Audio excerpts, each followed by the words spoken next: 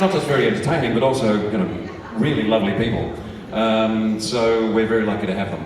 So it is the Lucifer panel. Make some noise. So let's get them out here, and you're all ready for your questions, that's fantastic. So please welcome Lesley-Ann Brandt, Dee Woodside, Kevin Alejandro, Rachel Harris, and Tom Ellis!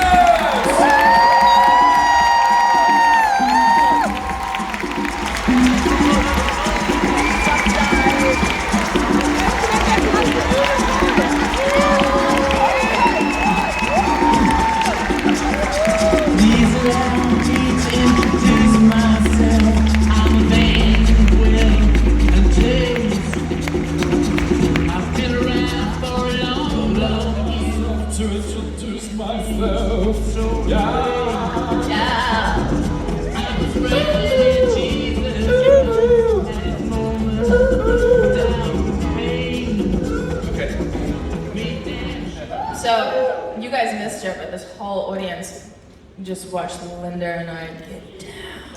Yeah.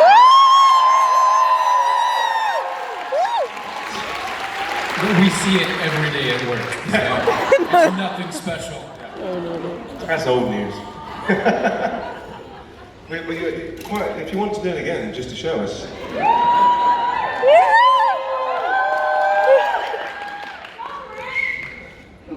You're very excited. Yeah. Right. That was Christian. Go for it.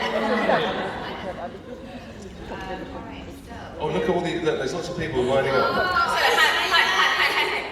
Oh my gosh. Oh, Look it's at that. Maze! Hey! It's me again! Hi everyone.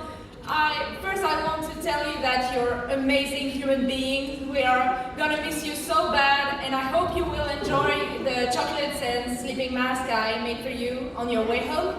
Yes, it's me! It's me! Thank you. You put our initials on the sleeping mask. That was so kind. Thank you. You know, it's really physically hard for her to do that. Because you have cerebral palsy, yeah. Sorry, I didn't want to say, but like it took a lot of time for her to. Thank you so much. Thank you. You're welcome. You're welcome. You truly deserve it.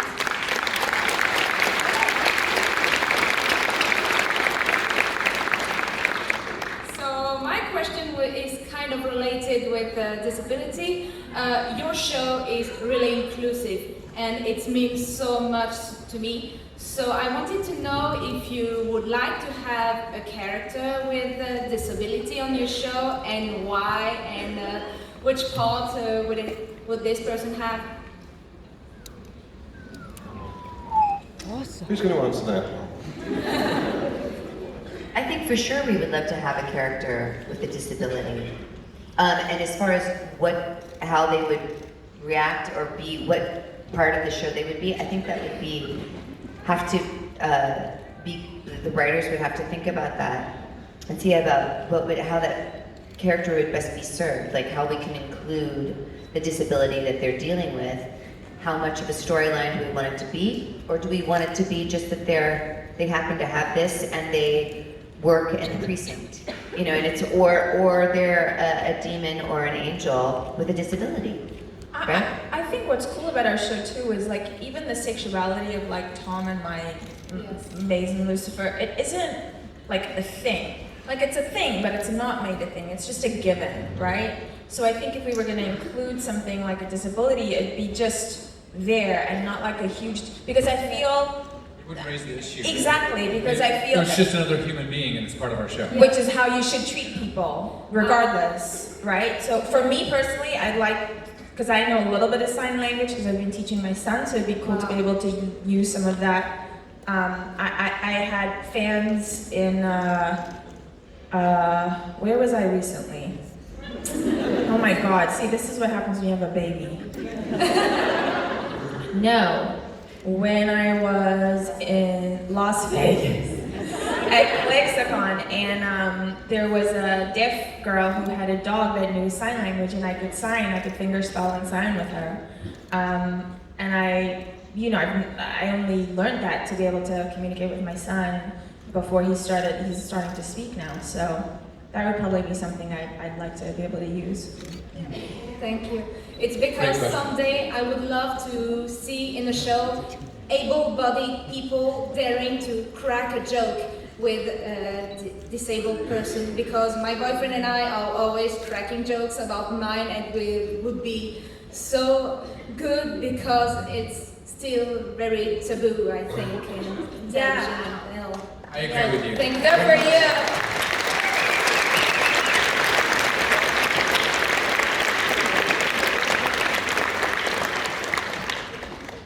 Hello. Hi.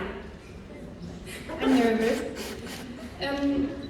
Well, thank you that all of you are here, and thanks for the chance to make photos with you and autographs. My question is for DB.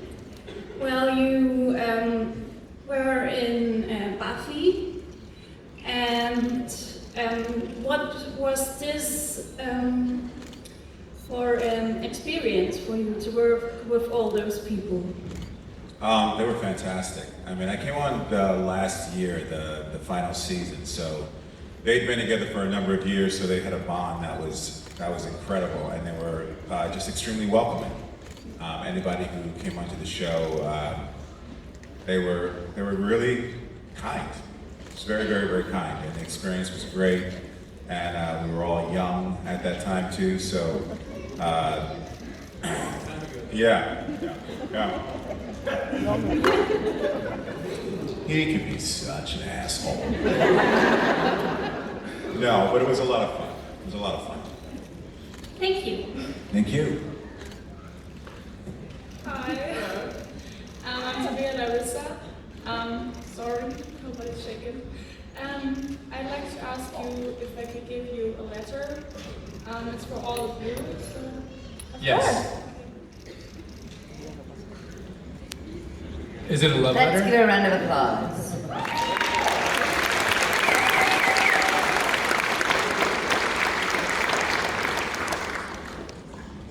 Thank you so much.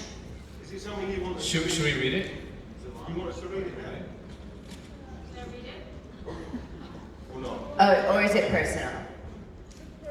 Well, we'll wait. We'll leave. Thank you. Thank you so Thank much. you. Hello up top. How are you doing? Oh, Hi. another maze. Yes. I love your character, and that is why my question is for you, Leslie. And first off, I wanted to say that because of the fact that I watched YouTuber Lucifer in German, I'm really surprised that all of you have so amazing voices. Like, positively surprised. It's amazing. Thank you.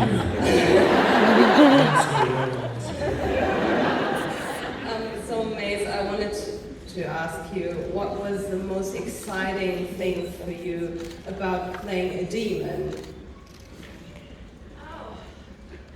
The fact that she didn't have to act. That's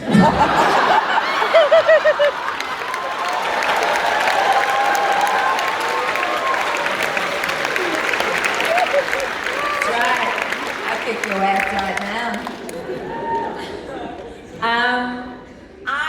It's funny. I get asked this question a lot, and I never approached her looking at her like playing a demon, because how do you play a demon? I don't know, a demon. So my approach to her is is with a lot of humanity, and I draw on a lot of my life.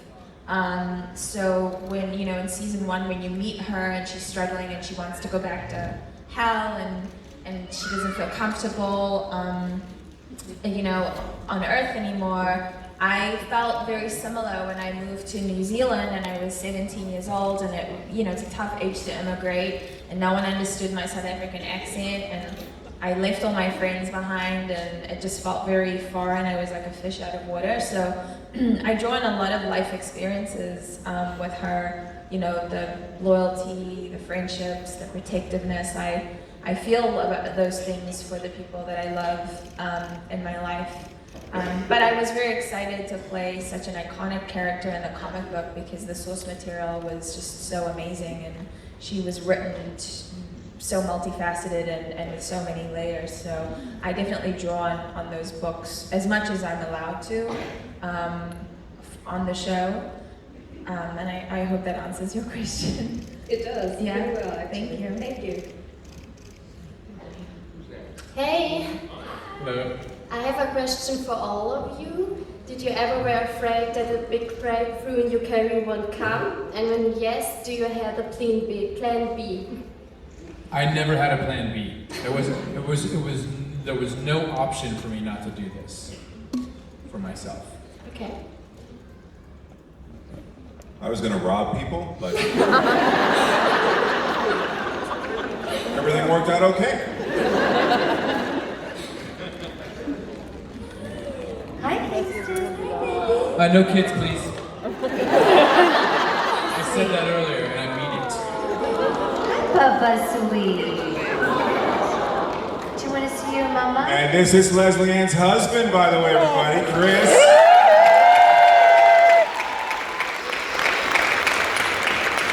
Hi, buddy. How you doing? He just woke up from his nap. Hi, sweet baby. So I'll answer the question. I didn't have another skill set either. So I'm really happy that I'm able to make a living off of this. So yeah, no, from the time I was young, I wanted to be an actor and work in this profession. I did, Kingston. I know you don't believe me, but I did. I did. Okay, Tommy. I'm just going to make a bad joke about Plan B. I'm not going to. I had a Plan B. It didn't work. That's why I've got 3 kids.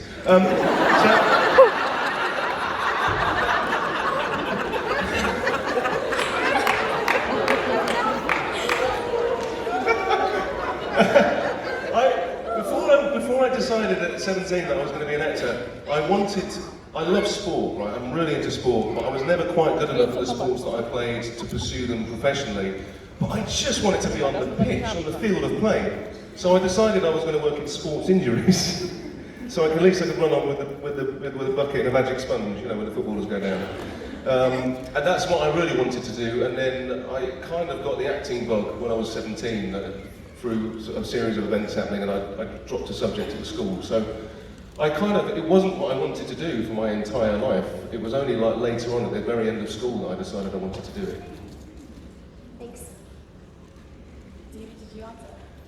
Well, okay, so seriously. No, it wasn't something that I came to it somewhat late because I started out as, I'm a writer, so I would always write. So being in the spotlight was not something that I was initially drawn to. But then I think because of the way that I was writing and then writers that I would meet, there was just something about acting that I just really wanted to start doing. I wanted to be able to transform and tell stories, and I was gonna go the lawyer route, like my sister did. Thank God I didn't do that. So that's my story. Yeah. Well, I had a whole career before acting. I worked in sales and marketing for Red Bull. I looked after the hotel portfolio for the country of New Zealand. I worked in IT recruitment. I could hire you an SAP analyst if you'd like me to. But I was always, listen, I grew up in Cape Town in South Africa, so I didn't know anyone who was in this business, and to be honest with you, it wasn't something that I thought was even ever possible. I was born into apartheid and in the 80s in South Africa, and it's just, you know, we were dealing with other shit. So for me, I really discovered acting. I was always a very creative person. I did plays in school and I sang, and you know, but my parents just never thought or knew how to channel that into something professional. And then when I moved to New Zealand, I was introduced to acting, and I had a casting director pull me aside. I was doing a lot of like commercials, more performance-based commercials, and she said, you know, you need to take this seriously, find some classes, you know, because at that stage I was well into my 20s, and 3 years of drama school was really not an option for me, even financially, like for my family. So I just started working really hard, and I was cast in my very first show with Craig Parker, and my second job was Spartacus. And then I quit Spartacus and I moved to Los Angeles. So I kind of came about it in a very weird sort of way, but I'm grateful. I could never, today, this is the thing, is I went through life really uncomfortable in my skin because I didn't know what I was supposed to do. And I remember even when I was working in sales and marketing, had a great life, earned great money, but I just never felt happy. And it was only until I discovered this craft of acting and people who were like-minded and who were weird and silly like me, that I was like, I found my people. So no, I couldn't do anything now. Absolutely not. Thank you. Thank you.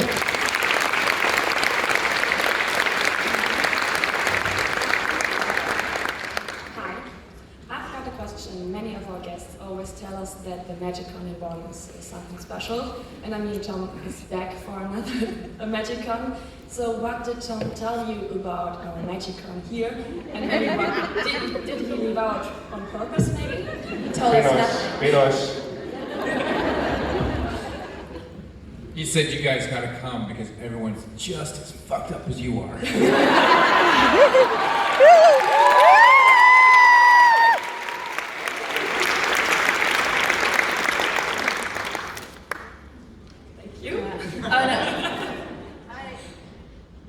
Heard that it was a really lovely group of people, and that there was lots of beer,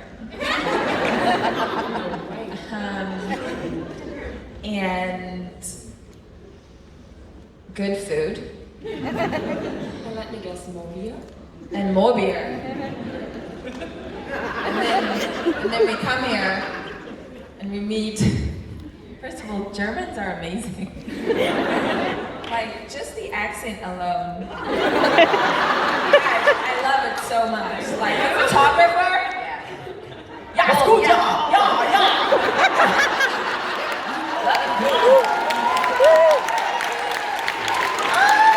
I want him on our show so badly. Yes. Okay, so I'll answer this too.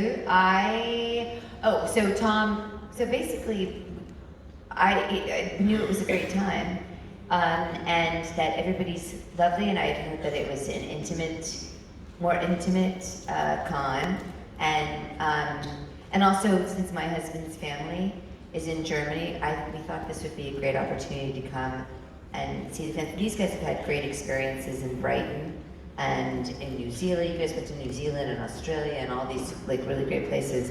But because we had my son 8 months ago, we weren't traveling early on, and so now it's just great to get out and to really see all the fans, and so that was great. So yeah, so it was kind of a nice thing to come out to the convention and then go to see my family.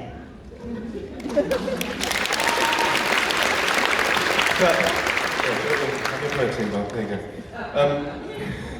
So I basically last year I landed from LA. We were still shooting Lucifer, so I landed from LA and I came straight to the convention and started. And then the night that we finished, I left and got on another flight. And then I kind of went back to LA and went, I just had this really weird dream, guys. I felt like I went to Germany, drank loads of beer, and everyone was really nice to me. If it happens again next year, be part of this dream. So that was it. And we are, and you guys are truly amazing. Wunderbar! We're having the best time. Du bist so geil!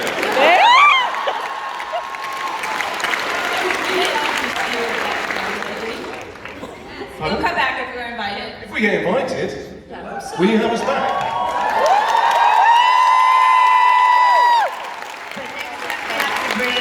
Garcia. And more in German. homework, and you need to tweet Amy Garcia and Lauren German and say, oh, and Joe and Ildy. Oh, this is, are we leaving? What about Scarlett? I don't know if kids do the conventions, do they? But you guys do that. Thanks. Thank you.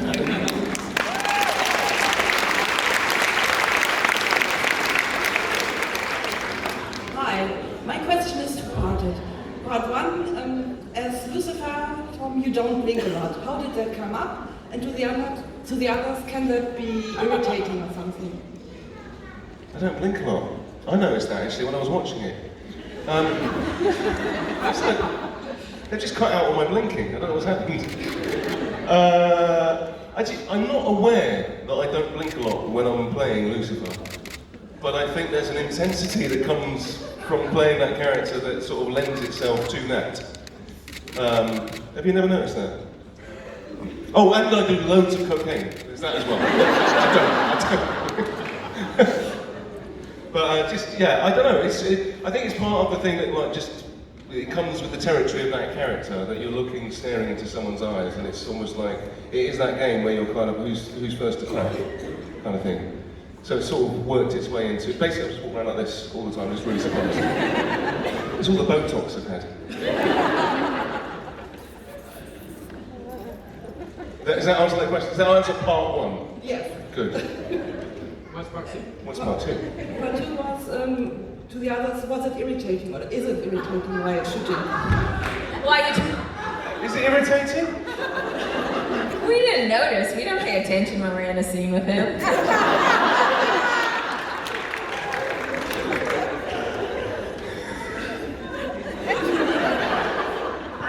I stare at him all the time in our scenes because we're right, like, eye to eye. And maybe I'm not blinking in those scenes either. I don't know. Maybe we're just like we're locked in. I have no idea. I've never noticed it though. That's right, my reflection because of my glasses. All I'm gonna notice now. I know, now we're just gonna think about that. That blows my mind. He really doesn't blink. If we do season 5, we're going to be like this all the time. So, everyone, what is it you truly desire? Tell me. I'm crying again. What's happening? No, I don't wear contact. That might be what it is actually. I don't wear my glasses when I'm shooting, or my contact lenses, so I'm literally trying to find where I'm going. That's all it is. Okay. Thank you.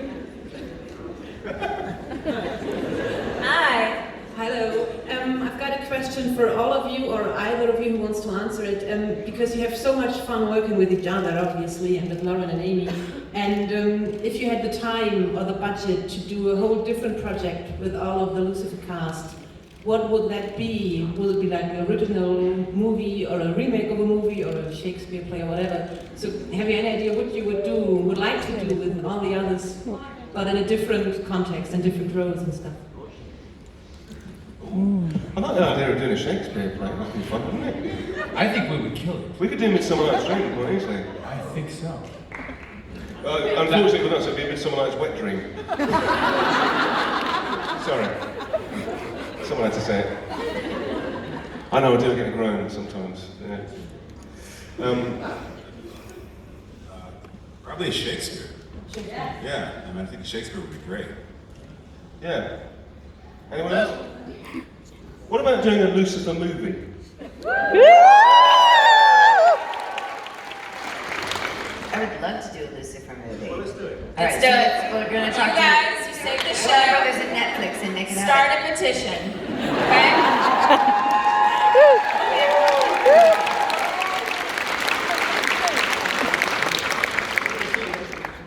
Snakes in the City did it.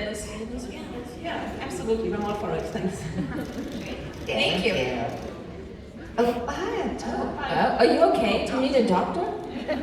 I've stolen Lucifer's liver. Oh. You've been drinking from it by the sounds of it.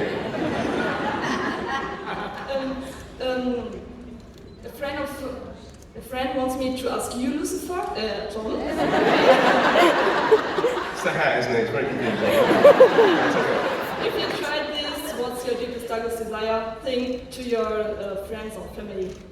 Oh, well, let me tell you, my children hate it. When I do, because my Tom, I'm talking about myself in the third person. What a dick. When I talk normally, in normal everyday life, I don't sound quite like Lucifer. And I sort of do a Lucifer voice. And my kids absolutely hate it. Like, they can't stand it. And they just, stop doing that, Dad, it's so weird. So yeah, they're the least impressed about anything I've ever done. Yeah, anyway. But not in a bad way, it's just, you're my dad. Yeah, exactly. And they think I'm not very good at it. Thank you. Thanks. Hello. Hi. My question is for all of you. I wanted to know if you enjoyed the MagicCon crashing your panel yesterday and if you like the presents he gave to you. My son did. He woke up with his hat on. And he's not allowed the sweets, but yeah, he's fallen in love with that unicorn. And has a love affair with it. I'm like trying to avoid the unicorn when I walk through the car. But yeah, very sweet, thank you. Yes, thank you so much for everything that we saw. It's very generous. I'm gonna have to fight my son for that hat. Because I don't know if any of you guys know, but I do love hats. We can give you a Specifically, second one for your son. No, I want to fight him. I have to show him who's in charge. Right? Thanks for the thought, though.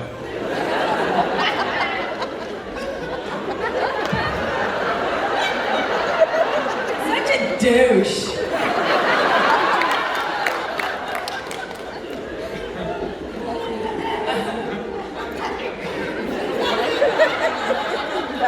Thank you.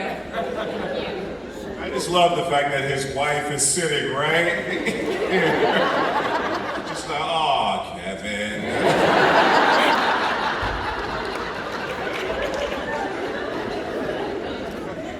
Papa Power. Hi. Hello. Hello, my name is Susanna. Hi, Susanna. I'm sorry, it's so bright for you. I'm delighted that I met. Oh. I don't have a question. I have a request. Okay. Your request.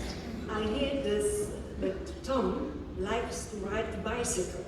Oh God. And I Oh my ride the God. bicycle.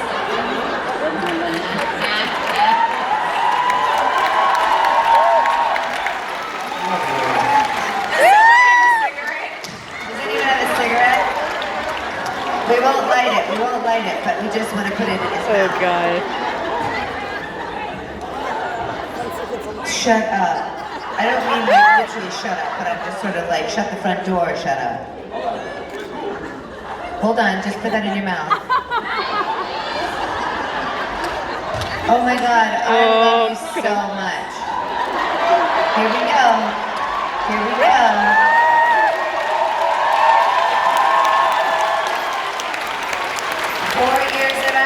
Drama school. Recover. Now ride the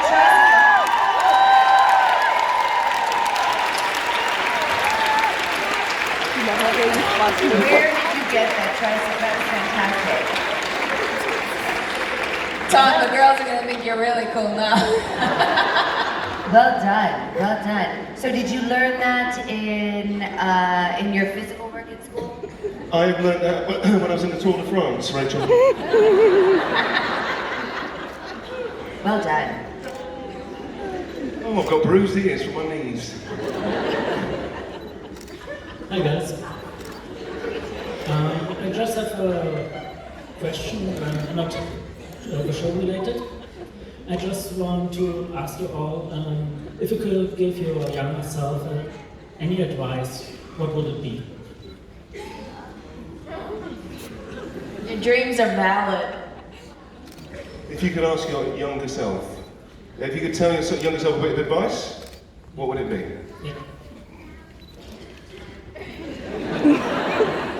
Okay, yours would be your dreams are valid. Mine would be to breathe, because I had a lot of anxiety as a kid, and to trust that everything's that it's okay, that this is too fast, and that you'll figure things out, and that as you go forward in your life, don't try to be something that you think people want you to be. Do you understand? Like, oh, they want me to be like if I were to go into an audition, I think they want me to be like such and such, and it's like, no, the best thing you can do is to be completely yourself. That's what I would tell my younger self. There is no other Rachel Harris in this world. No one can do what she does in our show.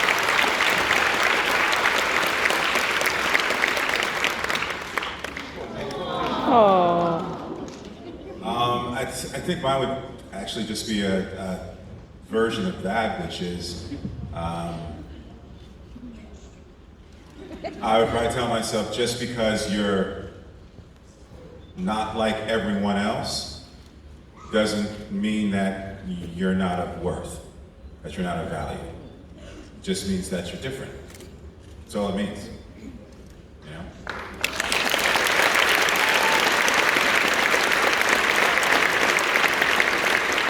Indifference really only means that you're your own individual.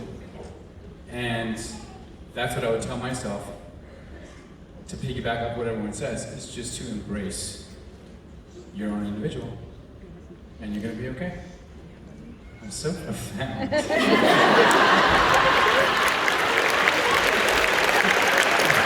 Oh my God.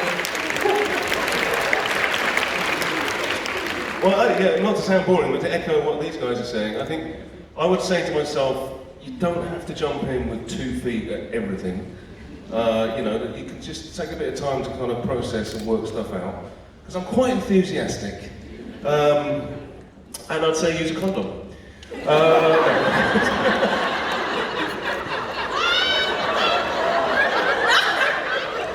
Joke. Does that answer your question? Yes, thank you. Thank you.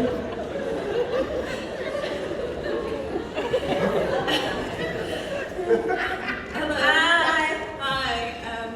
I traveled from the United States to come see you. What? You know we live there. I do. Where are you from? I'm from upstate New York. Ooh. Oh. Where in upstate New York? Ithaca? Ithaca, okay. Yeah. I'm right outside of Poughkeepsie, Wappingers Falls. Yeah. But you guys was Exactly. a bonus to visiting my exchange sister. This is my first time in Germany, and I came to see her, but you guys were the bonus. Do you like being in Germany? Oh, this is awesome. Isn't it great? Amazing. I go to It's so geil! Yeah. So my question for you is, Saoirse portrayed Hell in No Exit as being other people. So Sorry, what was the first part of that? Saoirse, the existentialist, the play No Exit. You guys are theater people. Come on. Jean-Paul I know. It's just I'm like, fantastic. yeah. So he portrayed hell as being other people.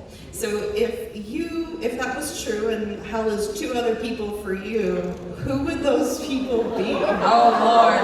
And they can be fictional or They are way too real, and I'm not saying who they are. This is so easy. hey. Easy dudes. Well, it's fun, yeah. This is easy. It could be characters from the show even. Donald fucking Trump.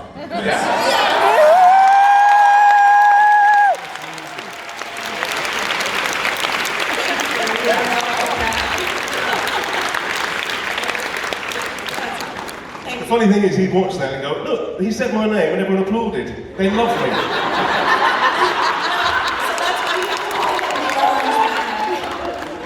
That's why you have to call him the Orange Man. So. Or just call him a fucking child. I mean, like it. Sorry, I have strong feelings about this. Drop that truth serum, DB Woodside. Thank you for being here. Come on. I can come, y'all good luck. Who else? Okay. I mean, my first thought was Donald Trump. So, I'm stealing your answer. So that's 2 Trump supporters. Hell is other people. Yeah. I mean, I love that notion in the show that the hell in our show is that it's everyone's own version of their own hell is behind everyone's own door. Yes. And I think that's kind of, you punish yourself about the thing you feel worst about in your life, and that is basically your hell. It's just that on a repeat loop. I don't wish that on anyone. Just saying. Except Donald fucking Except Trump. Donald Trump.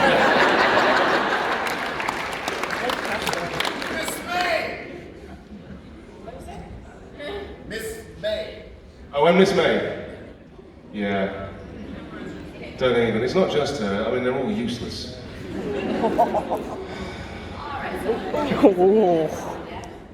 Oh, hi. Hello. I've got 2 questions.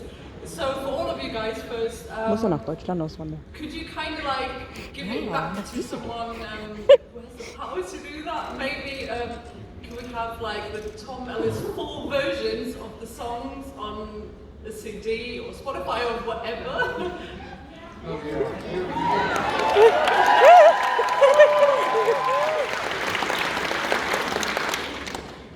Yeah. I wouldn't be against that idea. There'd be a bonus track this season because someone else gets to sing on the show. Not telling you who at all. Spoiler. Really good. Don't tell anyone, okay? Don't tweet it. Oh, was that a spoiler? Damn. You've got to stop drinking at these things. It's the beer. What's the question? Well, I'm looking forward to that. So the second question is, have you all ever read fan fiction, and if maybe with the characters that you play that take part in the story?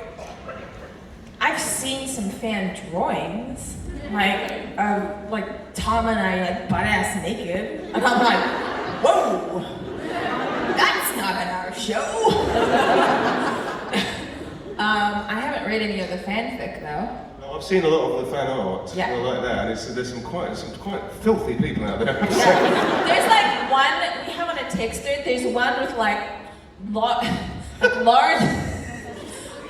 leg is like on Tom's shoulder, like this.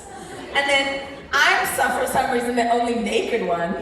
But like, my thigh is like weirdly larger than like my body. Oh, I'm sorry, I drew that. Just a little, Yeah.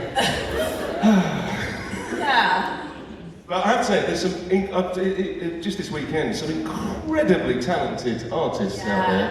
Yeah. I don't think that it's not appreciated, because it really is. It's quite it's very, very flattering. So thank you for anyone who's drawn lovely pictures, even the sexual ones.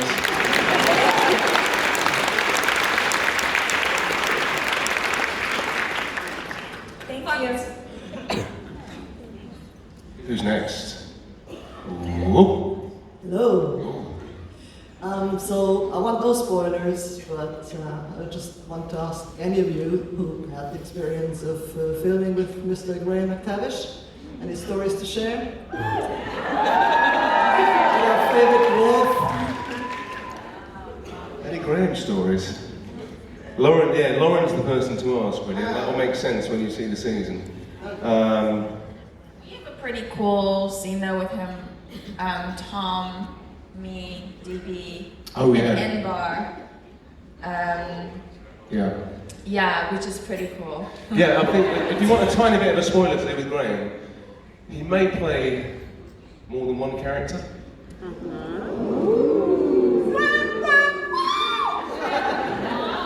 I feel like I'm giving away way too much here. A big Netflix bolt of lightning is going to go.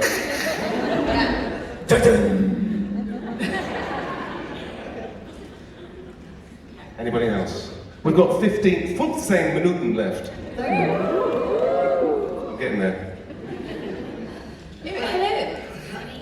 Thank you for the amazing weekend. And please come all to Paris Convention next year.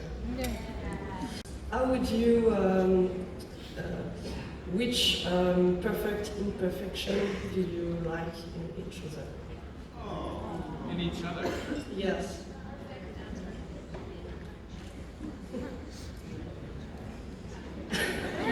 I'll start. I love that Rachel, because I've worked really closely with her and I've seen her have, you know, being a new mother and dealing with travel and newborn babies, I've seen her have days that are tough and where she's spun out. But I love that Rachel is able to recognize that, and if she's, you know, going through something and is outwardly projecting that, she can let you know and say, I'm sorry that I was just going through my thing. So she's very self-aware of what's happening with her, and I love that about her. Yeah.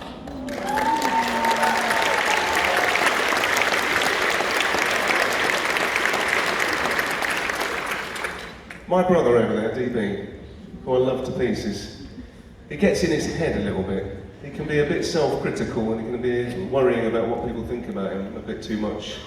But I kind of love that about you because you really care. He really cares. He does. He's as lovely as you think he is. It's true. He's just a big warm over there.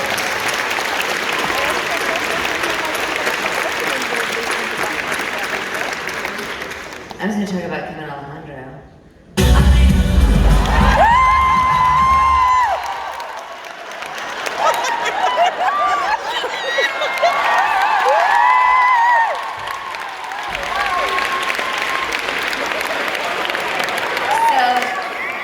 So I was going to say something about Kevin Alejandro.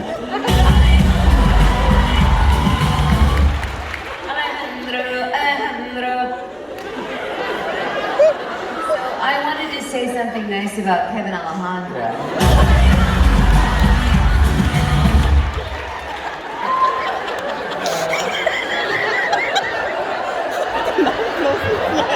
Kevin Alejandro. Alright, that's enough.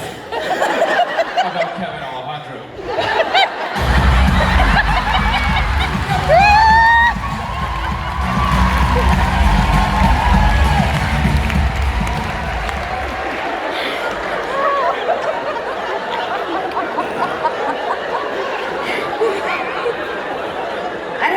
So the thing about Kevin Alejandro.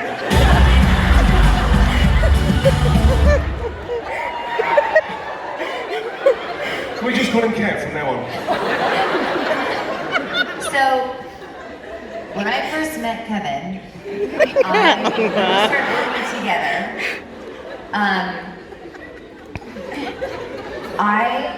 For a long time, I thought, maybe this is true, I don't know.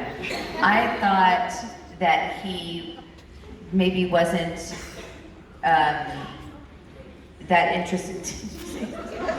Say straight? Straight. No, I thought, but the point that I'm just say it, woman. I know. He's extraordinarily thoughtful, and he thinks he's very. He thinks about things deeply. Does that make sense? Like he's very thoughtful, I guess is what I'm trying to say. And I think I thought his silence a lot of time was because I was just so narcissistic. Was thinking he doesn't care to talk to me, and I know what's going to come out of his mouth. And I really don't care to talk to you. But it's true. Okay. Same way. I just wasn't gonna let him not be my friend. I was like, hey Kevin. And he doesn't have to always be on, and it's not always about him. And he's very thoughtful and kind. And so the thing that I think it's not really an imperfection. It's just that I thought he wasn't into me. You know, like didn't want to really talk to me very much at first. I'm when we first totally started. into you. Oh my God. Leslie, is it okay if we make out right now? No, so, but the thing is that I guess it's my imperfection. No, but he's the kindest, most thoughtful and caring person. And you can see that by the wife that he has and also by their son, Caden, who they're just very kind and tender-hearted. Thank you, Rachel. I actually do get that a lot. People kind of misunderstand me a little bit because I do get silent. It's mostly because I don't know what to say. No, but it's, you know, that's it's totally not it. I'm more of an observer. I can get up here and I have a great time because you guys feed me such great energy and we love you and we want to be there for you. But you know, we all go through our things, and I love people and I love watching people and I love listening to people, and that's just kind of who I am. Yes, and thank you for knowing that. And I think that being said about myself is one of the things that I relate to Lauren German with her. I'm going to talk about her perfect imperfection. Is I think she's a little bit similar in that way. She gets a little bit of social anxiety and things like this are tough for her, but she pulls through, and everything for her comes from a place of kindness and respect and from pure heart. And I like to think that that's where I live as well. So that is my favorite perfection about her. It's not an imperfection to me. Wait a second. So because I want to talk about the other two people up here, and that's Tom and Lesley-Ann. And, oh, right. So, but what I want to say is, and I'm going to try and not get emotional while saying this, but I really cannot think of an imperfection in Tom. And what I mean by that is, I have never been around someone, worked with someone like him, who, God damn you. DB's a bit of a crier. When he always cares about you. It doesn't matter how crazy work is, what's going on. If he sees, if he sees that you're having a hard day or a rough time, he always makes the time to just check in with you. Always.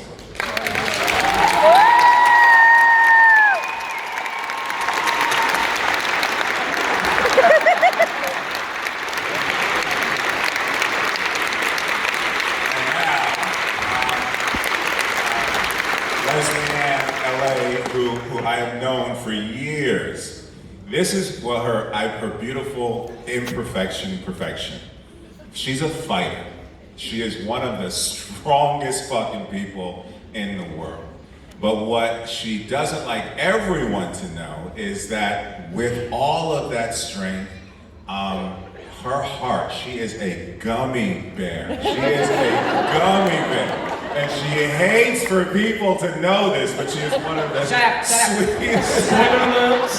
She cannot stand for people to know that. So you see this fighter all over Twitter.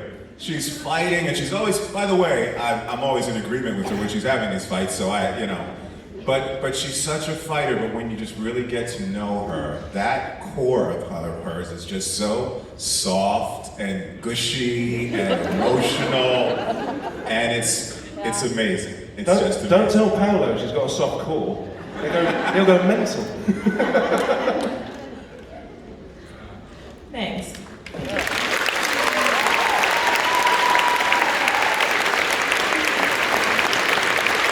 Well, we're all a mess, so thanks for that. Hello? My question This is going to be the last question, okay? So, I hope it's a good one. Me too. It's a question to all of you. When you started to do the show, all of you got a script, a description of the character you will play, and I'm pretty sure that you built a very specific picture of the person or one person you are playing. Did that picture of your own characters change during these last seasons? Do you see them differently now?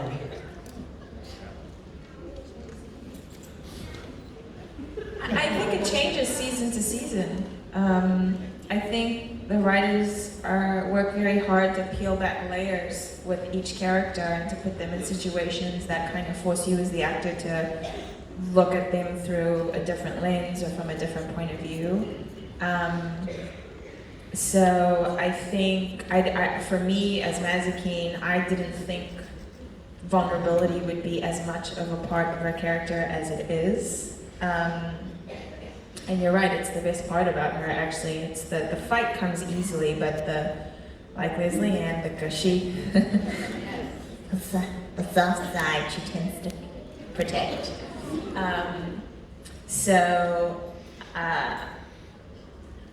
I think for maybe all of our characters, we might feel that way.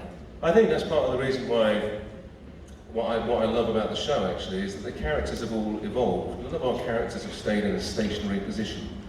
Everyone's had a journey, and the way in which they realise that, the interaction that's come about because of that journey is what's kept the show alive. And I don't mean alive on our screens, but I mean it's got life to it because it's not. None of our characters are in a place that they stay for too long. There's constant evolution. So that's I think all of us would say that our characters are very, very different from where our starting point. But I think in any great story, that's what you want to do. You don't want to, go back to the same thing every week in, week out. I agree, though. But I think the same is to be said about you, me, her, him, her. Each individual, we don't stay the same through life, and I think the further that we go into creating life for these characters and circumstances, you chip away at yourself and you change according to the way you're affected by whatever it is, society, life, death, whatever it is. And luckily, we have 4 years to grow, to chip away, to become who we're inevitably going to be. And I think, the longer we get to do that, the more, to piggyback off what you said, the more layers we get to reveal. And I think our show is very representative of the audience that watches it, globally. And I think when you come to conventions like this, you actually see that. And like when I look at you guys are from, we might be in Germany, but I've met people from around the world who speak different languages, who are disabled or gay or from a different race. And, that's what our show is. I think our show is just reflecting, it's inclusive, it's reflecting. The world could learn a lot from this room. Yeah. Thank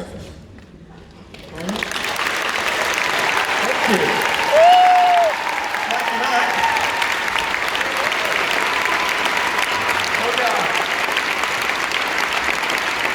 Thank you very much, Lesley-Ann, Kevin, Rachel, Lesley-Ann.